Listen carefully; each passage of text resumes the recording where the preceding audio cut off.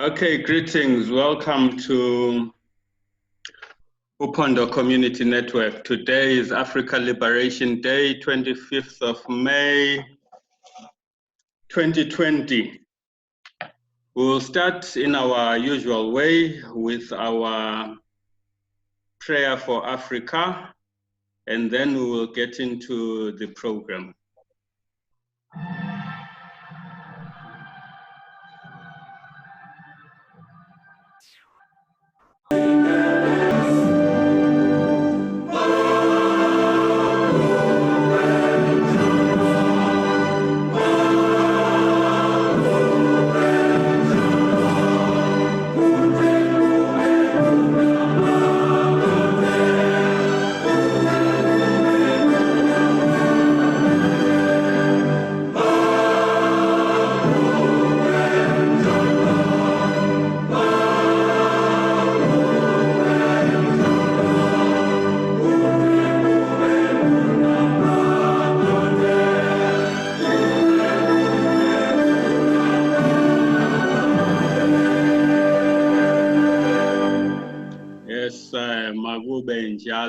Let it be so. God bless Africa. That is what the song is saying, that we are praying basically for blessings upon the motherland, for blessings upon the global African nation, for blessings upon the future of Africa in as far as our people are concerned. I am Sabelo Sibanda. Greetings to you all today as we commemorate yet again Afrika Liberation Day. You will note that we are commemorating Afrika Liberation Day. We are not celebrating Africa Day. I will draw a distinction as we go along as to why I say we are commemorating Afrika Liberation Day as against celebrating Africa Day. I know that there are some people today who are basically of the belief and the understanding and the thinking that today is a celebration of Africa Day. It's not. Before I get into that, let me give you a bit of an introduction and a background as to who we are and what purpose we basically serve as an organization. Uphondo Community Network is an arm of the School of African Awareness. It's the communication arm of the School of African Awareness. We basically have Uphondo Radio and Uphondo TV, which are the entities that we use now, and we will be reactivating our website and ensuring that we are able to reach out to every African that basically wants to be informed about our Africanness. Uphondo means a horn, as in an animal horn. The reason why we chose the horn particularly is because our ancestors used to use the horn as a means of communication. And we today are saying the horn that we have is the internet, the social media that we have, the media that we are using right now. And we are basically calling upon every African to arise and respond to the call for the fight for the protection and the advancement of the interests of Africa and the global African nation. And one of the things is Uphondo, the logo is called Akoban, which is an Ashanti symbol, which basically means the war horn. We are saying Africa is at war. African people are at war, regardless of what social scale you use. African people are at the bottom of that social scale, and we are at the brunt of every system that is aimed at advancing itself at the expense of our Africanness. So the School of African Awareness basically came up and said, over and above the conscientization of our people, in as much as getting our people to know themselves, to understand their Africanness, to understand the essence of what unity means and what unity is about, we need to be able to channel out information. Not only are we addressing education from a perspective where we are saying literally across the world, literally across the world, African people have been subjected to miseducation and diseducation, and now we are re-educating ourselves. Where miseducation is teaching us to be relevant to someone else's reality, and education is teaching us to be relevant to our reality, and diseducation is teaching us to hate ourselves. So now we are basically saying in every sphere of life, let us begin to churn out who we are as African people and revive our culture, which is holistic. It does not compartmentalize issues. It does not segment as to this is now economics, this is geography, this is history, it takes a holistic picture of who we are as African people. So that is the basic introduction there. Our topic today, African unity, the role of the masses. For me, as I was looking into this particular subject matter, I decided, let me also check what the internet has to say. Let me do a Google search and see who has written what, who has said what about the role of the masses in as far as African unity is concerned. The more I searched, the more I realized that maybe our topic for today should not have been African unity, the role of the masses. It should instead be African unity, where are the masses? The reason why I put it that way is because almost everything that speaks to African unity, the papers that have been done, the items that have been presented before the OAU, before the African Union now, and different entities, it's all about leaders.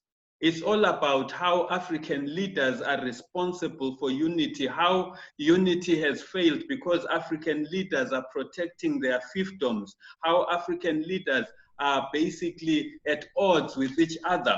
You look at the Nkrumah Nyerere in 1963, we are not told what the African people on the ground were saying. What were the Ghanaians saying? What were the Tanzanians saying? What were the Nigerians saying? We are not told about what the ordinary people were basically saying about this debate on unity. And then we have in 2007, the grand debate which happened in Accra, which comes up with a declaration. Where were the masses in this declaration? Where were the masses in as far as the questioning as to what do we have to say about African unity? Why should we confine our issues of unity to a handful, literally a handful of people who are called leaders? And we as ordinary people are not facilitated for by these leaders to be able to engage in this discussion and be able to make our input. Yes, the argument goes to try and counter what I'm saying right now. But no, in Accra in 2007, when the grand debate was taking place, we had civil society there. Civil society made an input. And you ask yourself, who is civil society? You find that civil society, when I looked further into it, it was talking about NGOs. NGOs within the continent, yes, and NGOs from outside the continent. And you think to yourself, if an NGO is coming from Europe and talking to issues of African unity, to what extent are they adding value which impacts upon me as an ordinary African? To what extent are they adding value to a discussion that in actual fact is going to compromise their future within their own organizations, or rather within their own countries? I remember in 2009, I was in Uganda at a side summit of the African Union where issues were being discussed related to internally displaced Africans. And Amongst the issues that I raised, this was ECOSOC and an entity of the African Union that had facilitated this whole process. Amongst the questions that I raised was, but where are the community-based organizations? Where are the ordinary African people? Who is speaking up for the masses of African people? Because what happened there, I was working for an organization at the time which was funded to do human rights work. And this organization was getting funds from the West. And that is one of the reasons why I was able to be selected by my organization to go and work, or rather to go and represent the organization in Kampala. And I realized that, Norman, there's something desperately wrong here. Every NGO from Africa which was there purely because it had donor funding from the West. And the rest of the NGOs that were there were Western NGOs. And the Western NGOs outnumbered the African NGOs.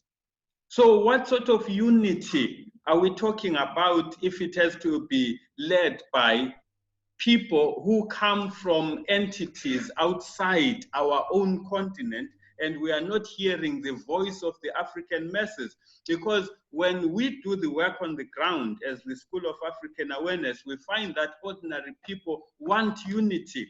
You talk to our brothers and sisters in the diaspora, they want unity. But because the issues of unity have been confined to a union of presidents and African leaders, as they call themselves, we are not getting anywhere in advancing our unity.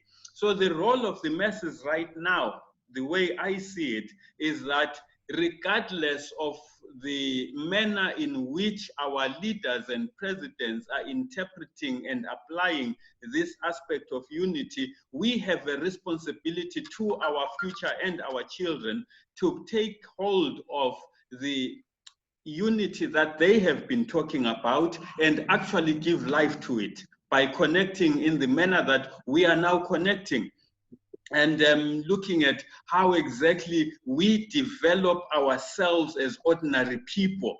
We are talking right now about an Africa that is talking about pulling down the borders and creating a free trade area. This free trade area is not going to benefit us if the masses of the Africans are not the ones who are pushing it. And my call today is to say, we as ordinary African people, as long as these instruments are there, as long as these mechanisms are there, let's take advantage of them and see who is going to stop us. Let's see who is going to stop us trading one with the other, because we don't want a scenario where, like 1994, in South Africa, when so-called apartheid ended, instead of ushering us into a free Azania, we were ushered into a South Africa that is still confined to neo-colonialist ideologies. And what this did was to open the rest of the world, and especially the rest of the continent, to those same people who were benefiting under apartheid. They are the ones who were able to exploit the economic opportunities that were opening up. And if we are not careful, by the time Africa opens up for free trade, we as African people will find ourselves again at the mercy of those who are organized better than we are. We're at the mercy of those whose economic structures are in place. So now what I'm basically saying is that the role of the masses in as far as African unity is concerned right now is to begin to organize ourselves more effectively, to begin to create structures which speak to our economy, and to begin to talk to structures which speak to freeing the African mind. Getting rid of a Euro descendant as president of a country and replacing that person with an African whose mind is Eurocentric is a waste of time. We are not benefiting anything by so doing, because we are just changing the color of the skin, but the mentality is still the same. That is why Africa is languishing in the scenario that it is in now. So we need, as the masses, to begin to realize that firstly, we are a nation.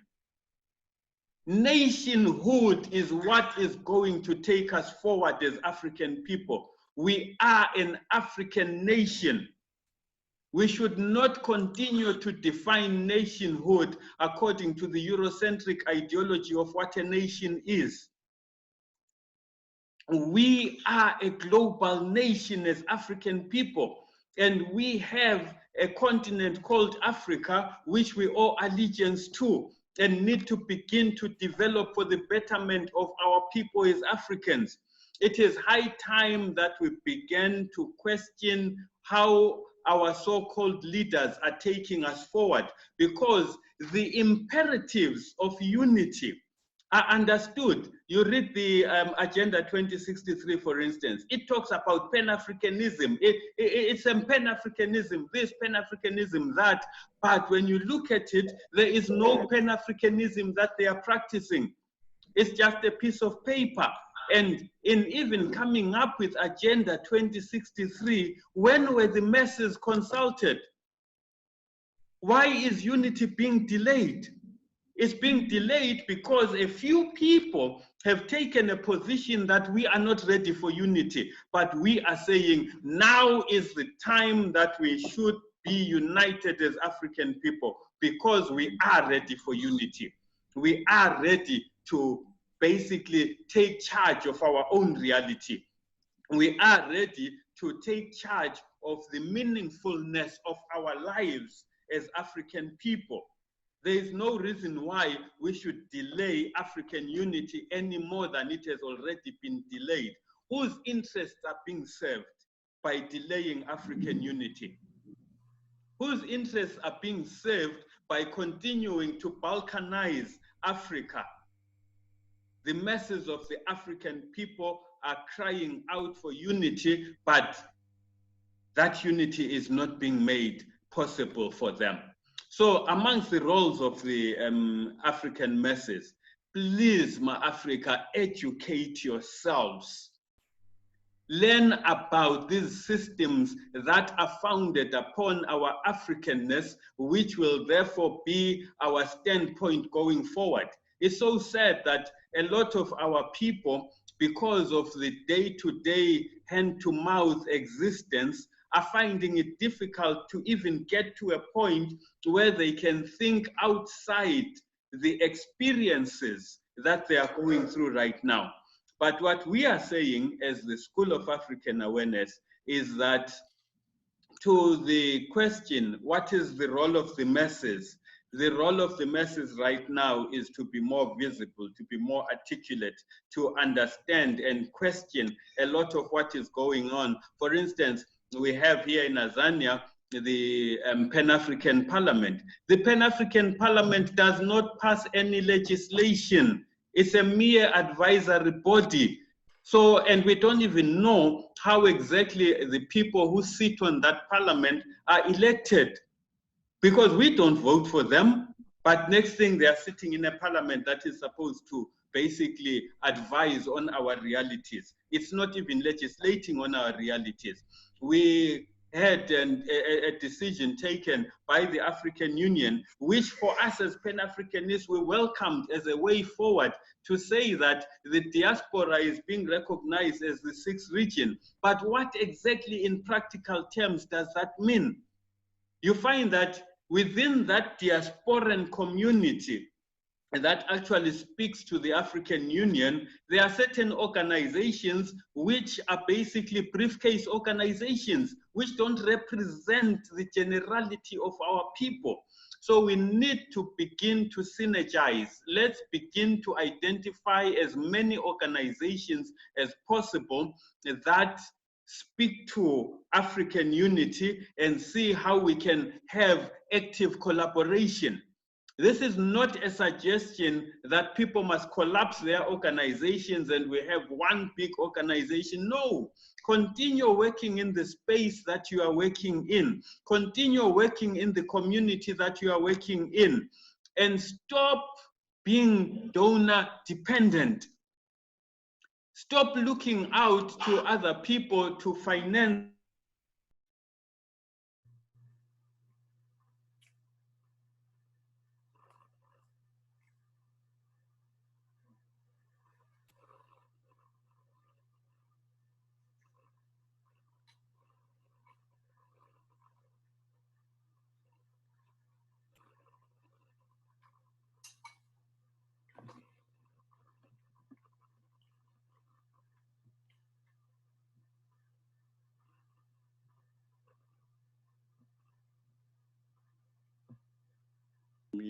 Okay, so now I was saying, my brother, that I don't know, the system just logged me out somehow and has brought me back in. And we now have another 9 minutes left of our Zoom recording for this particular session. So I'm just opening it up now. If anyone has any contribution they want to make on the subject, please feel free to do so.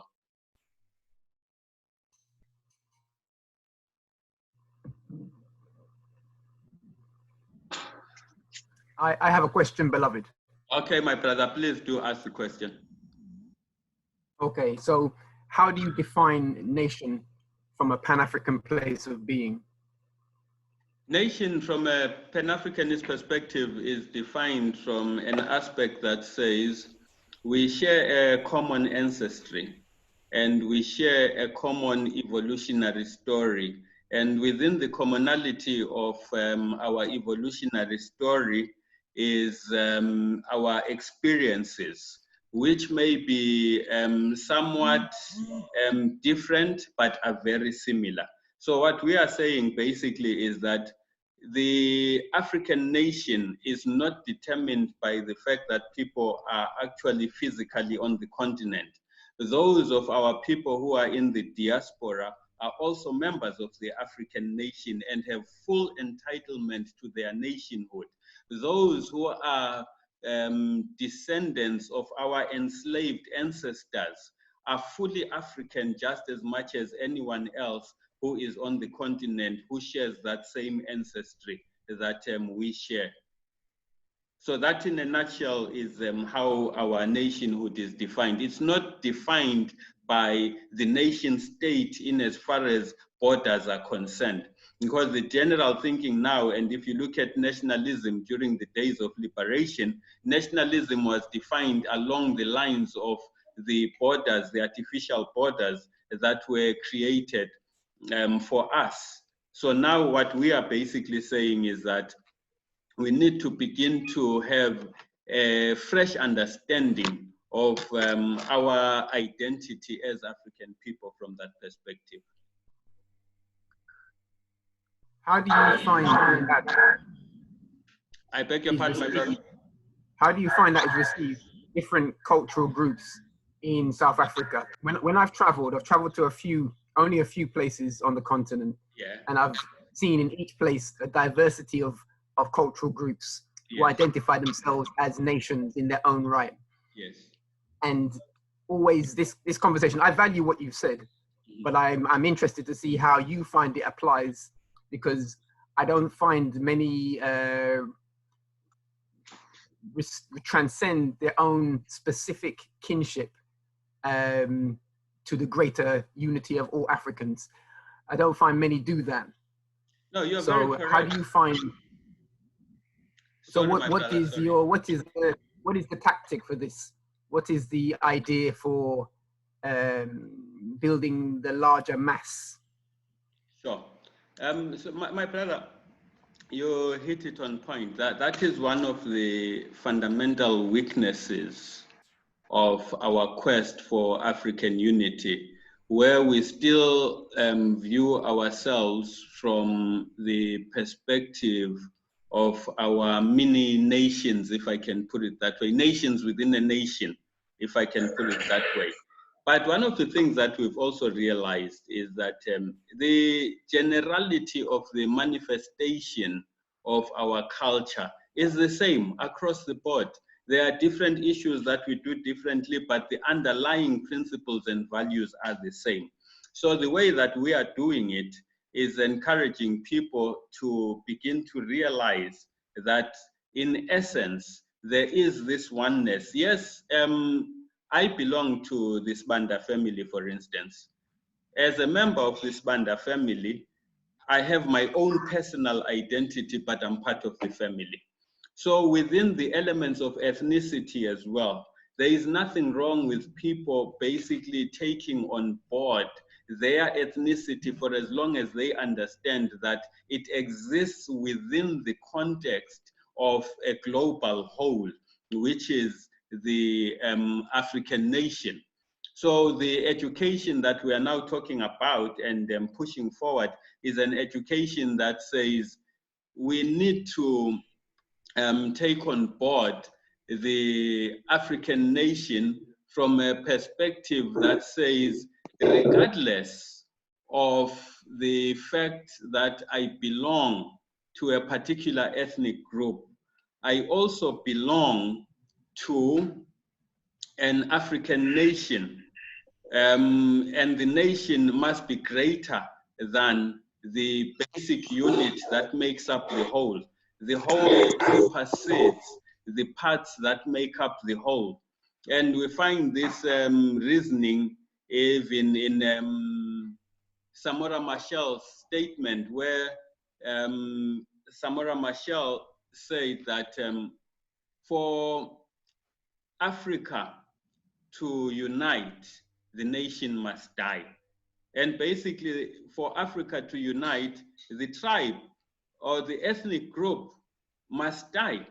Because if the ethnic group continues to exist in the manner that it exists now and continues to seek to supersede the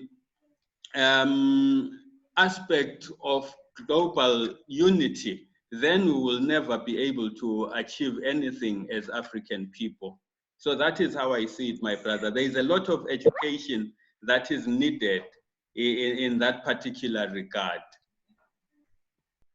Thank you. Mm-hmm. We have two options here, my brothers. We have 3 minutes left.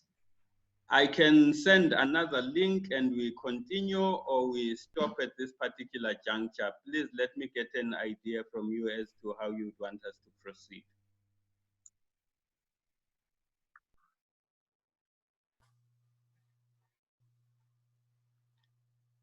Let me unmute you, Brother Ibrahim. I see you're speaking, but you're on mute.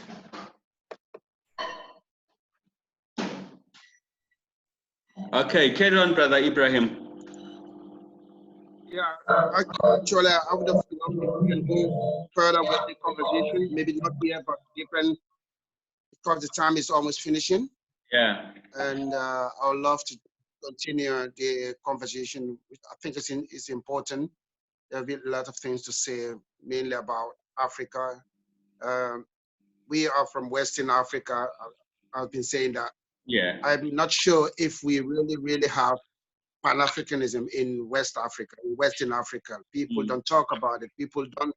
But if you look back, the Pan-Africanism, Sekou Touré was a big member, maybe one of the founder of this Pan-Africanism. And but we don't see anything about Pan-Africanism in West Africa.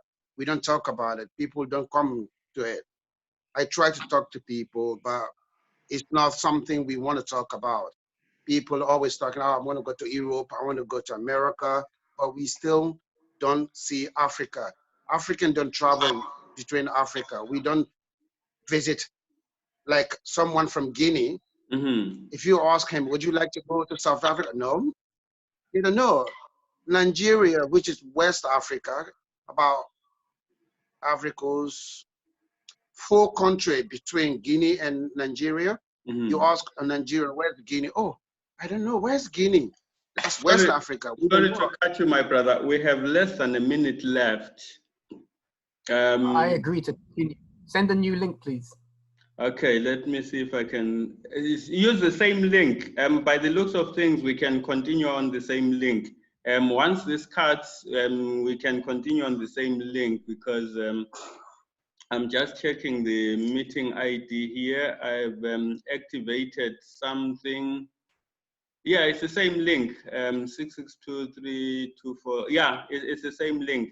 So once this stops, we can basically sign back on the same link.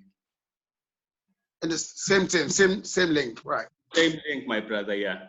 If anything changes, okay, I'll send it. I know how to get hold of all of